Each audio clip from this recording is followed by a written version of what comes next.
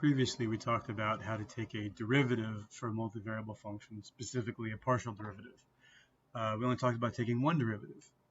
Of course, we can take more than one derivative. Collectively, we just refer to these as higher partial derivatives. So what's the notation and how do we do that? So here are a couple of different notations for how we might write that down. So the unusual notation involves something that looks like an exponent. It simply, in this case, means take this derivative twice. So you get something looking like d squared f dx squared, or d squared over dx squared of f. Or at the end, we can use the z instead of f. That's typical when we're talking about z equals f of xy. Or what's the nice shorthand notation, I think, f sub xx. And that's because it's such a nice shorthand notation, it's the one I'll use quite a lot. Now that is, each of these is the derivative where you're taking the derivative of f with respect to x twice. That's not the only possibility. So suppose you want to take the derivative of f first with respect to x and then with respect to y. How would you write that down? So here's a couple notations for that. So we could simply write it out in long form. That's partial d dy of partial d dx of f. We could also combine that into this exponent notation with d squared f of dx dy dx. Or we could pull out the f d squared of over dy dx of f. Or we could use z as in the last one. Or the nice shorthand notation f sub xy. Notice that x happening first, y is happening second. And again, the shorthand notation is nice and convenient, so we use that a lot.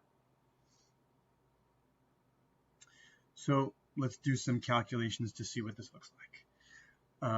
So for the function f of xy equals x to the fifth plus y to the fourth plus x squared y squared, let's find all these different derivatives. So first we'll just find f sub x, which is just partial df dx. So x equals derivative of the first term, 5x to the fourth. Derivative of the second term, since it's only got a y in it, with respect to x looks like constant. So that part is just 0.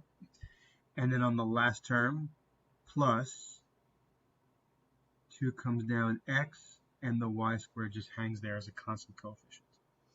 Okay, next take f sub y, which is just df dy. And again, the derivative of the first term, because the first term looks like a constant to the variable y, so that's just 0. Then you have 4y cubed plus, and then on the last term, 2x squared y. So those are first partial derivatives which we've done before. Now, let's try taking some second partials.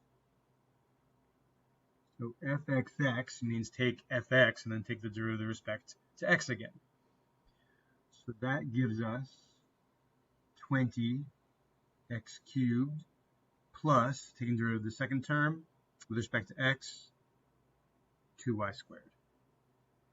Now, fyy says take fy and take the derivative with respect to y. So that gives us 12y squared plus 2x squared.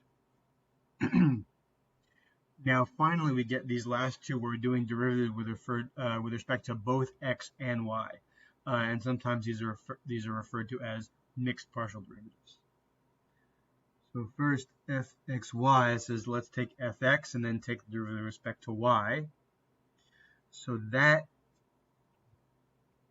some marks. So that will just be 4xy. Now we take fyx, which says take derivative with respect to y and then take derivative with respect to x. So we take fy, taking the derivative with respect to x. The first term is the 4y cubed is a constant, so that differentiates to 0. And then on the last term, we just get 4xy. Those are all possible second partial derivatives. Fxx, fyy, fxy, and fyx. Now, the first thing that's going to be super striking about these results is that fxy and fyx are exactly the same thing. I assume you noticed that. So that suggests the question, is there a difference between these two things? In other words, if you take the derivative twice, once with respect to x and once with respect to y, does it matter the order? Does it matter which one you do first? So now we state this.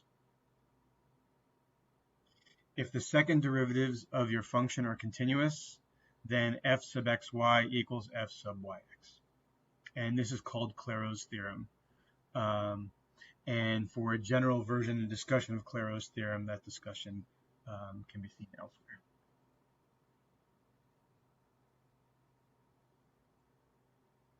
And that is an introduction to higher, meaning more than one, partial derivatives.